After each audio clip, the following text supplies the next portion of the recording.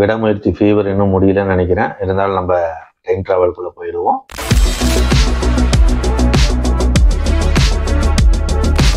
Time travel படங்கள்னாலே ஞாபகத்துக்கு வர்றது back to the future, terminator, looper, நம்ம நாலனுடைய இன்டர்ஸ்டெல்லர், இந்த மாதிரி படங்கள் தான். இந்த படங்கள்லாம் இப்போ வரைக்குமே வந்துட்டு ஒரு கிளாசிக்காக பேசப்படுது. அப்படி இந்த ஜேர்னலில் வந்திருக்கிற இன்னொரு படம் தான் Omni Loop, directed by Bernardo Britto. படத்தோட கதை என்னன்னா, ஜோயா லூ வந்துட்டு ஒரு வாரம் தான் உயிர் வாழ முடியும்னு சொல்லிடுறாங்க. அதனால மீதி இருக்கிற நாட்களை சந்தோஷமா குடும்பத்தோட கழிங்க அப்படிங்கிற மாதிரி வந்துட்டு டாக்டர் சொல்லிடுறாரு. அதனால ஹாஸ்பிட்டல்ல இருந்து வந்துட்டு வீட்டுக்கு ஜோயாவை கூட்டிட்டு வர்றாங்க. வீட்டுக்கு வந்ததுக்கு அப்புறம் ஜோயாவுக்கு வந்துட்டு பிறந்தநாள் வருது. அதனால அதை வந்துட்டு செலிப்ரேட் பண்றாங்க. அந்த சமயத்துல அவங்க பொண்ணு வந்துட்டு ஒரு பர்த்டே ப்ரெசென்ட்டை கொடுக்கலான்னு ஜோயா கிட்ட கொடுக்கறதுக்கு வரும்போது, ஜோயாவுக்கு வந்து நோஸ்ல இருந்து வந்துட்டு பிளட் வர ஆரம்பிச்சிருது. 1 செகண்ட் நான் ரெஸ்ட் ரூம் போயிட்டு வரேன் அப்படிங்கிற மாதிரி சொல்லிட்டு ஜோயா ரெஸ்ட் ரூம் போயிடுறாங்க. அங்கே ஒரு டேப்லெட் எடுத்துக்கிறாங்க. அந்த டேப்லெட் எடுத்தோன்னே திரும்பவும் ஹாஸ்பிட்டலில் இருக்காங்க. திரும்பவும் டாக்டர் அதையே சொல்றாரு. திரும்பவும் வந்துட்டு இவங்க வீட்டுக்கு வராங்க. இதே தான் வந்துட்டு ஒரு லூப்பாக நடக்குது.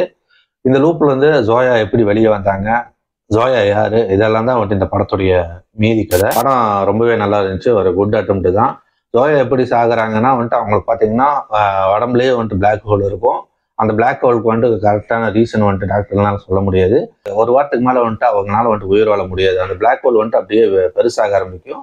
அப்போதான் வந்துட்டு மூக்குலேருந்து ரத்தம் வரும். அப்போ வந்துட்டு அந்த டேப்லெட்டை எடுத்துக்கிட்டா இவங்க திரும்பவும் வந்துட்டு ஒரு வாரம் பேக் பின்னாடி போயிடுவாங்க. அந்த டேப்லெட்டே எடுத்துகிட்டு போயிட்டு இருக்குன்னா வந்துட்டு இவங்க லூப்லேயே இருக்கிறதுனால வந்துட்டு நடக்கிறது எல்லாமே, அந்த ஒரு வாரத்தில் நடக்கிறது எல்லாமே வந்துட்டு இவங்களுக்கு தெரிஞ்சுக்கிட்டே இருக்கும். அதனால வந்துட்டு இந்த மழை வந்துச்சுன்னா வந்துட்டு இப்போ மழை வரப்போகுது, இந்த மாதிரி வந்துட்டு எல்லாமே வந்துட்டு டக்கு டக்குன்னு சொல்லுவாங்க. ஏன்னா வந்துட்டு இவங்க திரும்ப திரும்ப ஒரே விஷயத்த பார்த்தனால வந்துட்டு சொல்லிட்டே இருப்பாங்க. ஒரு கட்டத்தில் வந்துட்டு இவங்களுக்கு வந்துட்டு போர் அடிக்க ஆரம்பிச்சிருது. அதனால வந்துட்டு நடக்க போறது தான் தெரியுது, இப்போ நடக்காது என்ன அப்படிங்கிறத வந்துட்டு தெரிஞ்சுக்கணுங்கிற மாதிரி முடிவு பண்றாங்க.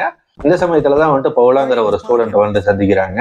பவுலானால வந்துட்டு இவங்களை வந்துட்டு கண்டுபிடிக்க முடியும் அப்படிங்கிற மாதிரி வந்துட்டு நினைச்சு இவங்க 2 பேரும் சேர்ந்து வந்துட்டு அந்த கண்டுபிடிக்கிற சீன்லாம் வந்துட்டு ரொம்ப சூப்பரா இருக்கும். அது வந்துட்டு ரொம்ப ஒரு ஜாலி ரைடாவே போச்சு அந்த பவுலா வந்ததுக்கு அப்புறம். படம் வந்துட்டு மேக்சிமம் வந்துட்டு அந்த குடும்பத்தை பத்தி ஃபேமிலி பேஸ்டான ஒரு சப்ஜெக்டா தான் இருக்கு. நல்லாவே வந்துட்டு அதை எங்கேஜிங்கா வந்துட்டு இந்த படத்தை வந்துட்டு கொண்டு போயிருந்தாங்க. அந்த மெயின் ரோல்ல நடிச்சவங்களும் வந்துட்டு ரொம்ப சூப்பரா பண்ணியிருந்தாங்க. அது குறிப்பா அந்த ஸ்டூடெண்டா நடிச்சவங்க வந்துட்டு அட்டகாசம் பண்ணியிருந்தாங்க. அந்த இப்ப இருக்கிற ஜென்ரேஷன் ஒரு இதுல வரும்போது வந்துட்டு நல்லாவே இருந்துச்சு. அந்த டைம் லூப்ல போயிட்டு அந்த ஒவ்வொரு சீனும் வந்துட்டு வேற வேறையா காட்டுறது, அதெல்லாம் நல்லாவே ஒர்க் அவுட் ஆயிருந்துச்சு. கிட்டத்தட்ட வந்துட்டு நம்ம மாநாடு படம் மாதிரி தான். மாநாடுல எப்படி அப்படியே ஒரு லூப்பாவே போயிட்டு இருக்குமோ, சேம் இதுலையுமே அதே மாதிரி லூப்லயே தான் போயிட்டு இருக்கும். ஆனா வந்துட்டு அது நல்லாவே ஒர்க் அவுட் ஆயிருந்துச்சு. சில இடத்துல வந்துட்டு படம் பார்க்கும்போது வந்துட்டு குழப்பற மாதிரி வந்துட்டு ஒரு ஃபீல் இருக்கு. ஆனா கரெக்டா வந்துட்டு கவனமா பார்த்தோம்னா வந்துட்டு நம்ம வந்துட்டு அது கூட வந்துட்டு கனெக்ட் ஆக முடியுது. படம் எடுத்தோடனே வந்துட்டு ஒரு சின்ன பொண்ணு வந்து டேப்லெட் எடுக்கிறது தான் வந்துட்டு ஓப்பனிங் சீன். அதுல பாத்தீங்கன்னா ஜோயா லூன் தான் இருக்கும்.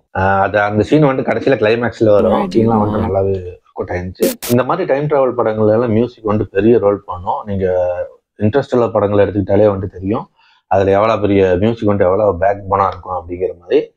நம்ம ரீசெண்டா பார்த்த இந்த கார்டலெக் படத்துலயுமே பாத்தீங்கன்னா மியூசிக் வந்து பயங்கரமான ஒரு ரோல் பண்ணியிருக்கோம். அதே மாதிரி தான் வந்துட்டு இந்த படத்துலயும் வந்துட்டு பேக்ரவுண்ட் மியூசிக் வந்துட்டு ரொம்பவே சூப்பரா இருந்துச்சு.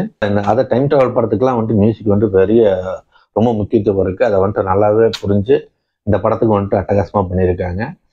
கிளைமேக்ஸ்ல வந்துட்டு தெரிஞ்சிருச்சு, கிளைமேக்ஸ் பார்க்க தெரிஞ்சிச்சு இதுதான் நடக்கும்னு. இருந்தாலுமே வந்துட்டு அதை நல்லா வந்துட்டு நல்ல ஒரு கனெக்ட் இருந்தது அந்த கிளைமேக்ஸ் பார்க்கும்போது. அது அந்த எமோஷன்ஸ் எல்லாம் வந்துட்டு நல்லாவே ஒர்க் அவுட் ஆயிருந்தது. ஒரு சூப்பரான ஸ்க்ரீன் பிளே, நல்ல ஒரு எடிட்டிங் படத்துல இருந்துச்சு. ஓவராலே வந்துட்டு ஒரு நல்ல ஒரு டைம் டிராவல் படம். குறிப்பா என்னன்னா வந்துட்டு 1.5 மணி நேரத்துல முடிச்சுட்டானுங்க, டக்குன்னு முடிச்சுட்டானுங்க. அதனால வந்துட்டு அதுவே வந்துட்டு ஒரு பெரிய விஷயம். போர் அடிக்காம வந்துட்டு நல்லா டக்குன்னு போச்சு.